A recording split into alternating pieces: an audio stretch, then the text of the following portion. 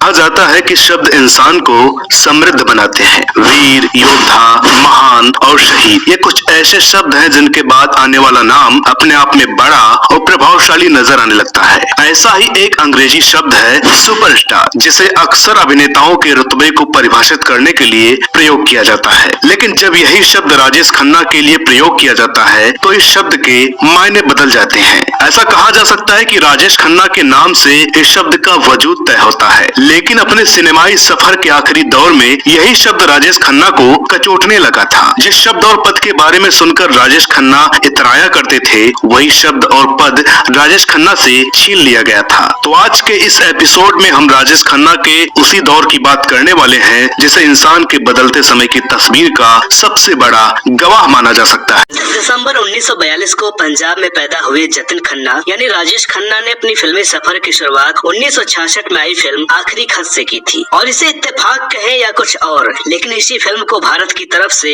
साल 1967 में Oscar award के लिए भेजा गया था। इसके बाद रविंद्र दवे द्वारा निर्देशित फिल्म में राजेश खन्ना को पहली बार एक बड़े रोल में देखा गया। लेकिन 1969 में आई फिल्म आराधना ने राजेश खन्ना को अचानक स्टारडम के शिखर पर लाकर खड़ा कर दिया। आराधना फिल्म शर्मिला टैगोर के किरदार को ध्यान में रखते हुए और उन्हीं के इर्द गिर्द बनाई गई थी, जिसमें राजेश खन्ना का रोल बहुत छोटा था। लेकिन फिल्म की शूटिंग के दौरान ही यह निर्णय लिया गया कि फिल्म में शर्मिला टैगोर के बेटे का किरदार भी राजेश खन्ना ही निभाएंगे। फिल्म की शूटिंग पूरी हुई, सिनेमा घरों में रिलीज हुई और इसके बाद कहानियों और किस्सों का वो सिलसिला शुरू हुआ जिन्हें सिर्फ सुनकर यकीन कर पाना बहुत मुश्किल है। आराधना फिल्म का गाना मेरे सपनों की रानी कब आएगी तो भारत के हर नौजवान की जुबान पर चढ़ गया था। खून से लिखे हुए खत राजेश खन्ना के घर पहुंचने लगे। लड़कियां राजेश खन्ना की तस्वीर से शादी करने लगी और यही नहीं, राजेश खन्ना की फिल्म देखने के लिए लड़कियां पूरी तरह से सज संवर कर सिनेमा हॉल में जाया करती थी। हिंदी सिनेमा की गलियों में एक जादुई माहौल पैदा हो गया था। 1969 से 1973 के बीच आराधना से लेकर कटी पतंग और दो रास्ते सहित कुल 15 फिल्में हिट हो गई थी। यह भारतीय सिनेमा में एक चमत्कार की तरह ही था कि लोग एक सिनेमा घर से दूसरे सिनेमा घर जा रहे हैं और हर सिनेमा घर में फिल्मों के नाम बदल रहे थे, लेकिन चेहरा एक ही था, राजेश खन्ना। अपने पलकों को झुकाने की अदा, बोलने का अंदाज और अदायगी ने भारत के हर फिल्म प्रशंसक को राजेश खन्ना का दीवाना बना दिया था। इन्हीं सब घटनाओं को देखते हुए मशहूर फिल्म पत्रकार देवयानी चौबाल ने अपनी पत्रिका स्टार एंड स्टाइल में अपने कॉलम फ्रैंकली स्पीक में राजेश खन्ना को भारतीय सिनेमा के पहले सुपरस्टार का ताज पहना दिया। और इस तरह सुपरस्टार शब्द का इजाद ही सबसे पहले राजेश खन्ना के लिए किया गया। लेकिन जिस समय राजेश खन्ना अपने करियर के इस दौर से गुजर रहे थे, उसी समय लंबे कद का एक नौजवान लड़का भारतीय सिनेमा में अपना वजूद ढूंढ रहा था। साथ हिंदुस्तानी फिल्म से अमिताभ बच्चन लोगों की नजर में तो आ गए थे, लेकिन पहचान अब भी बहुत दूर थी। राजेश खन्ना जिस समय अपनी मर्जी की फिल्म, अपनी मर्जी का डायरेक्टर और अपनी मर्जी का किरदार आजादी से चुन रहे थे, उस समय अमिताभ बच्चन 2 से 3 मिनट के रोल के लिए भी दर दर भटक रहे थे। राजेश खन्ना और जया भादुड़ी की फिल्म बावर्ची के दौरान अमिताभ बच्चन और जया अच्छे दोस्त बन गए थे, जिसके चलते अमिताभ बच्चन हर दिन सेट पर उनसे मिलने पहुंच जाया करते थे। इससे परेशान होकर राजेश खन्ना जया से कहा करते थे कि तुम इस लड़के से मत मिला करो, इसका कुछ होने वाला नहीं है, तुम अपने करियर पर ध्यान दो। इसके जवाब में जया ने राजेश खन्ना को कहा था कि देखना, एक दिन ये लड़का तुमसे भी बड़ा सुपरस्टार बनेगा। इन सब बातों से अनजान अमिताभ बच्चन अपने हर काम को निष्ठा और लगन से करते जा रहे थे, जिसे देखते हुए उन्हें आनंद फिल्म में राजेश खन्ना के साथ काम करने का मौका मिला। इस फिल्म के दौरान मिली पहचान को देखते हुए अमिताभ बच्चन ने कहा था कि उनकी पहचान सिर्फ इसलिए है क्योंकि उन्होंने राजेश खन्ना के साथ काम किया है। धीरे धीरे समय बीतता रहा और अमिताभ बच्चन अपने समय पालन, काम के प्रति समर्पण से कई निर्माता और निर्देशकों के पसंदीदा बन गए और राजेश खन्ना देर से आने वाली आदत से हर किसी की आंखों में खटकने लगे। साल 1973 में राजेश खन्ना के मना करने के बाद अमिताभ बच्चन को जंजीर फिल्म में काम करने का मौका मिला, जिसने उनके करियर को पूरी तरह से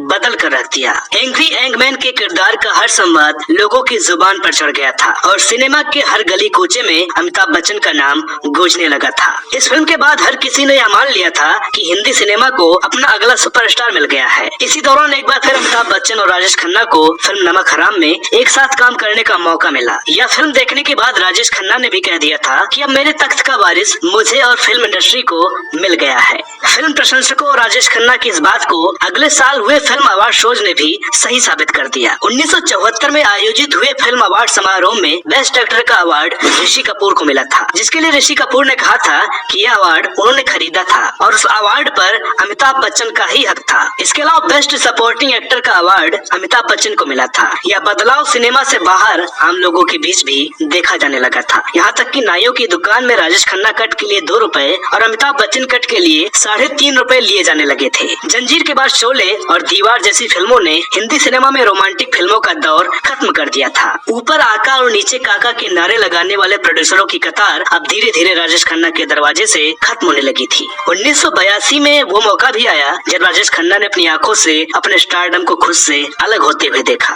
दरअसल 1982 में आई फिल्म शक्ति के मुहूर्त पर राजेश खन्ना को बुलाया गया था। राजेश खन्ना के आते ही आसपास के खड़े लोगों का हुजूम राजेश खन्ना के इर्द गिर्द जुट गया। लेकिन थोड़ी देर बाद जब अमिताभ बच्चन सेट पर आए तो राजेश खन्ना के पास खड़ा हर व्यक्ति ज्यों का त्यों बिना ऑटोग्राफ लिए अमिताभ बच्चन के पास चला गया। इस घटना के बाद राजेश खन्ना अपने घर की बजाय अपने ऑफिस गए और कहा जाता है कि वह रात उन्होंने रोते हुए गुजारी थी। इसी दौरान राजेश खन्ना अपनी निजी जिंदगी में भी कुछ ऐसे ही अनुभवों से गुजर रहे थे। डिम्पल कपाड़िया ने राजेश खन्ना को छोड़ दिया था। राजनीति में गए लेकिन वह सफर भी अच्छा साबित नहीं हुआ। इसके बाद अमिताभ बच्चन ने भी 90s के आखिरी सालों में अपने करियर को ढलान पर आते हुए देखा। एपीसीएल कंपनी के बंद होने और फिल्में न मिलने की वजह से अमिताभ बच्चन भी निराश हो गए थे, लेकिन उन्होंने अपने अहंकार और स्टारडम को पीछे छोड़कर फिर से काम मांगने का फैसला किया और यश चोपड़ा के पास गए, जिन्होंने उन्हें मोहब्बतें फिल्म में काम करने का मौका दिया। लेकिन राजेश खन्ना को अपनी पुरानी आदतों ने अब भी जकड़ रखा था, जो उन्हें काम मांगने से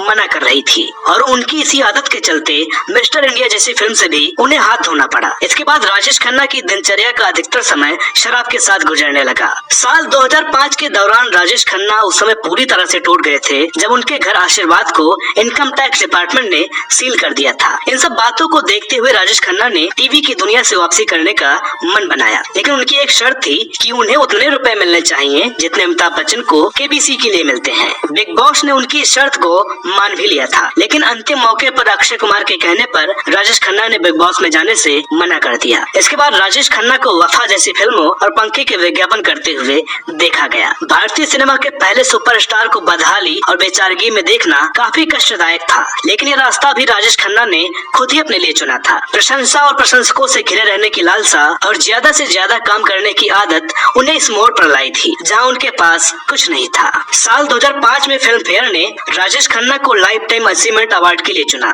जिसे देने के लिए खुद अमिताभ बच्चन मौजूद थे। राजेश खन्ना का उस अवार्ड शो में दिए गए भाषण में वो बेचारगी और बेबसी साफ नजर आ रही थी। 18 जुलाई 2012 के दिन राजेश खन्ना अपनी तन्हा जिंदगी को छोड़कर इस दुनिया से विदा हो गए। एक अभिनेता जो ताउम्र सुपरस्टार रहा, लेकिन इस बीच उन्होंने अर्श से फर्श तक का दर्दनाक सफर भी तय किया। अपनों को पराया बनते हुए भी देखा। इज्जतें, शोहरतें, चाहतें, उल्फतें, कोई चीज इस दुनिया में रहती नहीं। आज मैं हूँ जहाँ कल कोई और था। ये भी एक दौर है, वो भी एक दौर था। दौर खत्म हो गया, लेकिन राजेश खन्ना की यादें अब भी हर किसी के जहन में जिंदा हैं। और जब तक यादें जिंदा रहती हैं, कलाकार भी जीवित होता है। तो दोस्तों, आज के एपिसोड में बस इतना ही। उम्मीद करते हैं कि आज का एपिसोड आपको पसंद आया होगा। वीडियो अगर अच्छी लगी तो प्लीज इसे लाइक करें, शेयर करें। चैनल पर नए हो तो प्लीज इसे सब्सक्राइब